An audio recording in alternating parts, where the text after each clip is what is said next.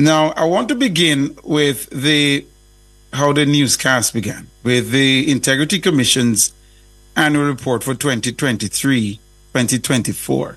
Already see those folks in the chat asking me to comment on the presidential debate in the U.S. last night. And I have a few words I would like to say on that. And we want to play back some of those clips for you as well. I've asked Nora to put together a little analysis of it, yeah? It wasn't, there wasn't much to write home about, can I tell you? But we'll get to that in a minute. Let's take care of things right here at home. Now, the Integrity Commission's annual report for the 2023-2024 financial year is to be tabled in the House of Representatives next Tuesday. It's next week, Tuesday. That's according to an update from Gordon House yesterday, Thursday. The Commission's sixth annual report was formally received by the Parliament on Wednesday. Section 36 of the Integrity Commission Act requires the Commission to submit its annual reports to Parliament no later than 3 months after the end of each financial year. This means that the Commission's annual reports must be submitted by the end of June each year. The last annual report from the Integrity Commission triggered a firestorm. It noted that 6 parliamentarians and 28 public officials were under investigation for illicit enrichment. And I'm sure there are those who will be looking out to see if there's any mention as to why the Integrity Commission has not been able to certify Prime Minister Andrew Holness's statutory declarations. That saga, that what seems to be the never-ending saga involving the Prime Minister and the Integrity Commission. It's an unacceptable state of affairs. The integrity body, the chief integrity body, has the country in limbo, not knowing why it can't certify the Prime Minister's statutory declarations. It's an unacceptable state of affairs, Absolutely unacceptable state of affairs. I want to also touch on what is some good news for Jamaica.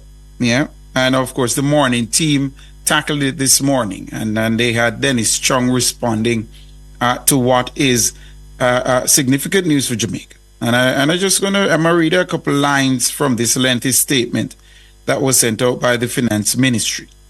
It says, FATF removes Jamaica from Grey List. Now, the Minister of Finance and the Public Service, Dr. the Honorable Nigel Clark, it says, led the Jamaican delegation to the Financial Action Task Force FATF meetings in Singapore this week.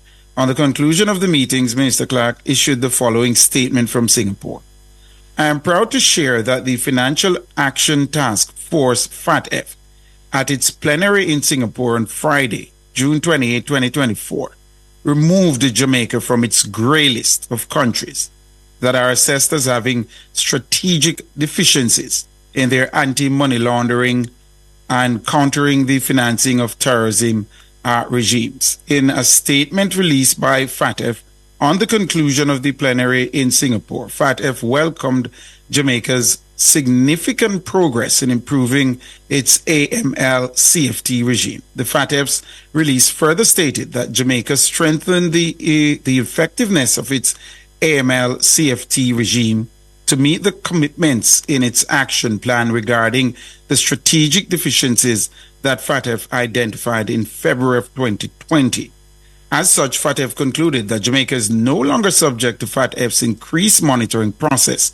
This is a significant achievement for Jamaica. In February 2020, Jamaica was placed on the grey list by FATF. Placement on FATF's grey list signals to the international financial and other institutions to take special care when transacting with entities and individuals, not just entities, listeners and viewers, but individuals from a FATF grey listed country. This makes transacting with FATF grey listed countries more expensive, and that has implications not just for businesses and governments. Yeah, It has implications trickle down. Those implications will trickle down to the consumer, to the ordinary man on the street. Yeah, things just become more expensive, and if it worsens and you get placed on the blacklist, that can cripple the economy, and because you won't necessarily be able to transact business as you would want to. In the aftermath of the FATF Grey listing, the government of Jamaica agreed to a 13-point action plan with FATF to address Jamaica's AML safety deficiencies. And despite the dislocating onset of the COVID-19 pandemic, the release says, shortly after we agreed to this action plan, Jamaica delivered on the full range of legislative and regulatory reforms detailed in Jamaica's action plan and ensured that the implementation of these was effective. We must give kudos to the finance minister and all the members of the civil service and everyone else involved with this work to have Jamaica removed from the FATF Grey List. It is a big deal, yeah, and it is a big deal. You may argue that the game is coated, for small island development states. You might argue that. You might argue that, this game of international dominoes is coated, yeah? But given the power dynamic structure that exists in the global space, it doesn't matter which way you twist this thing. It is a big deal, and it is a win for a small island developing state like Jamaica. All right? So we should, that's worth celebrating, yeah? Now let's go back to the newscast. The finance minister, Dr. Nigel Clark, called for patience in the public sector amid what he describes as frustration from what is being described rather as frustration from at least one trade union boss about the pace of implementation of the wage restructuring exercise.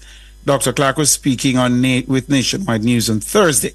The finance minister, who is currently in Singapore, as we had said earlier, says dialogue continues with the various unions over elements of the program. Here's Siobhan Campbell with that report.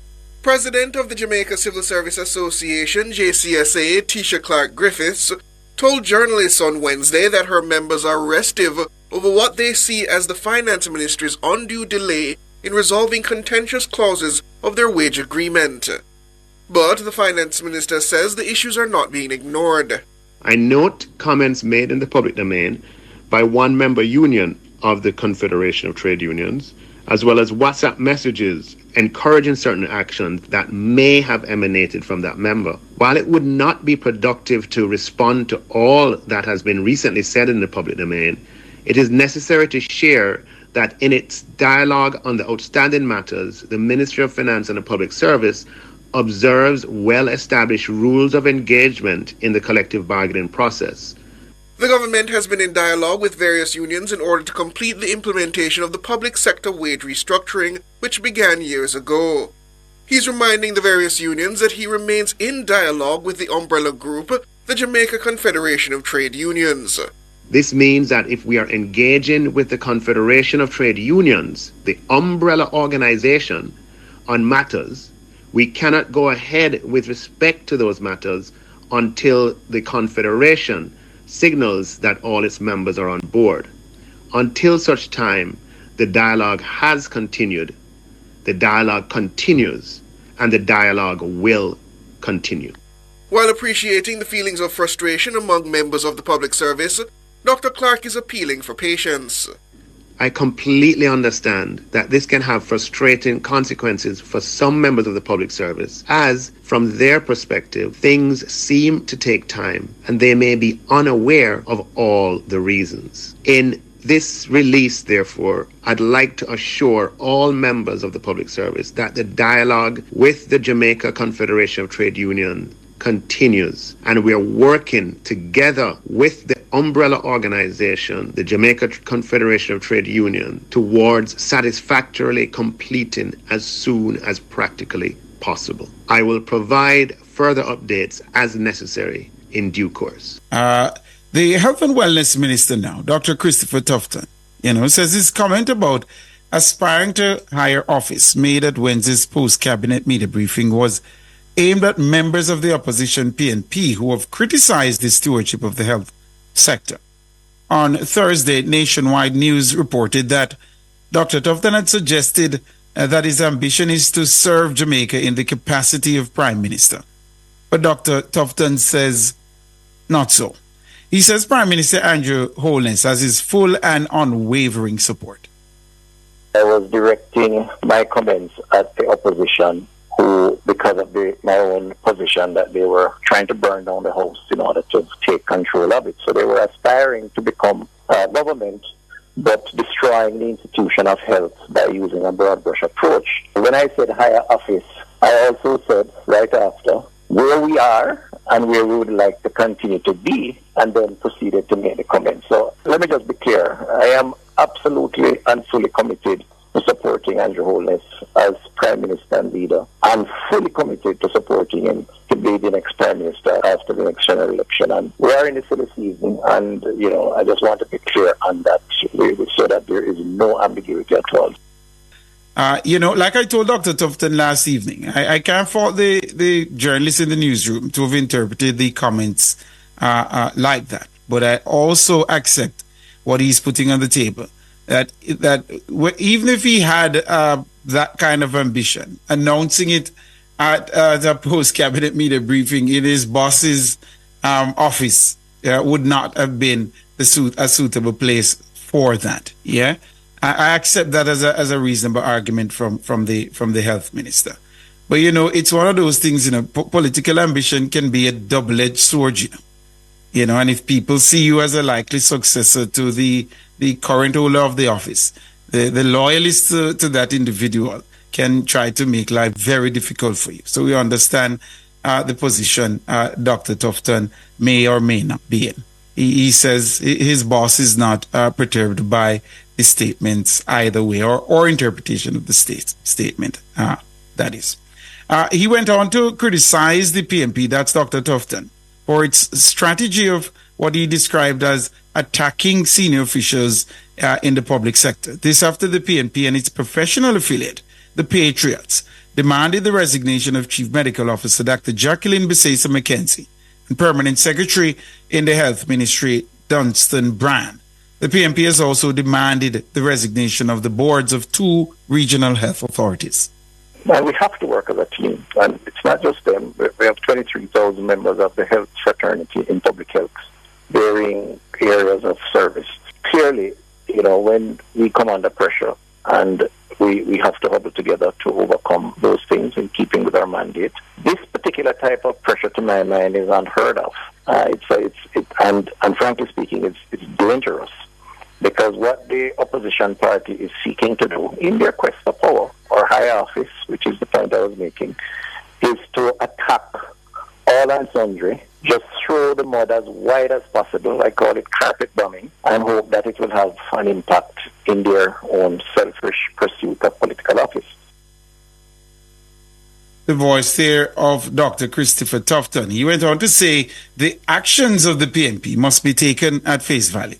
And as some of the commentators have said, the unions and so on, if they are in any way in breach of the rules, there is a forum in which to do that, by the way, which the opposition can participate in. They sit on these parliamentary committees. So it is absolutely wrong, and it points to the fact that they are on a trajectory that is not in search of truth as they project so to do. It is more around trying to manipulate perception for their own political ends, and it should be rejected. The voice here of Dr. Christopher Tufton, he's the Health and Wellness Minister. I'm on record as having condemned the dragging of those civil servants into the political fray by the Patriots. And I repeat that here, it should be roundly condemned. That is not it's tantamount to political interference. That is not how you go about addressing deficiencies in the public service.